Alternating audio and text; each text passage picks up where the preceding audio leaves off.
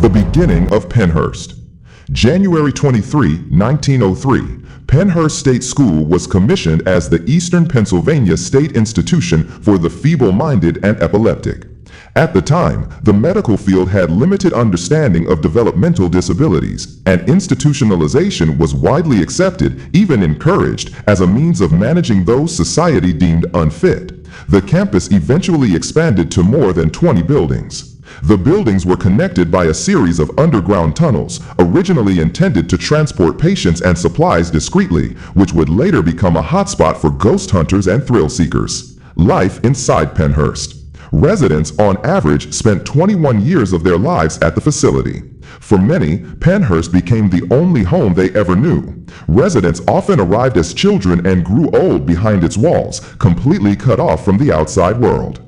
By 1974, the average age of residents was 36 years old. This statistic reflects how patients weren't being released or rehabilitated, but instead were left to languish in the system for decades. Funding was shockingly low. While the largest zoos in the U.S. spent $7.15 per animal per day, Pennhurst only spent $5.90 per resident per day.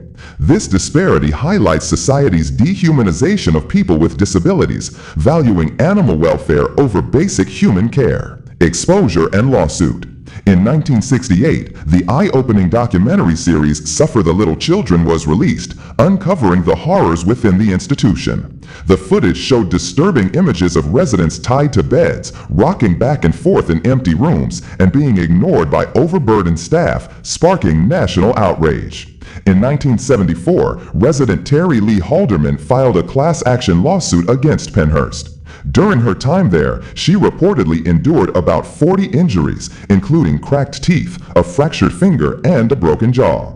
Her lawsuit was not just a personal fight, it became a landmark case that questioned the legality of institutionalization itself under the Constitution. Justice and closure. By 1984, the Pennhurst v. Halderman lawsuit reached its final settlement, mandating the closure of the facility. The court ruled that keeping people in such conditions violated their civil rights, setting a precedent that helped fuel the deinstitutionalization movement across the U.S. In 1987, Pennhurst State School and Hospital was officially shut down. When the doors finally closed, many former residents were relocated to group homes and community-based programs, some for the first time experiencing life beyond institutional walls. The Haunting Legacy. A book by Tamara Lawrence describes the hauntings in the abandoned facility, focusing on 4 known spirits that roam the second floor of the Mayflower building. These spirits are said to be former residents, some of whom died tragically within the facility, whose restless energy still lingers in the darkened halls. Paranormal investigators use a spirit box that scans radio channels every 0.2 seconds, attempting to capture ghostly voices. During investigations, the spirit box has allegedly captured chilling phrases like "help me," "don't go," and even first names of former residents documented in historical records.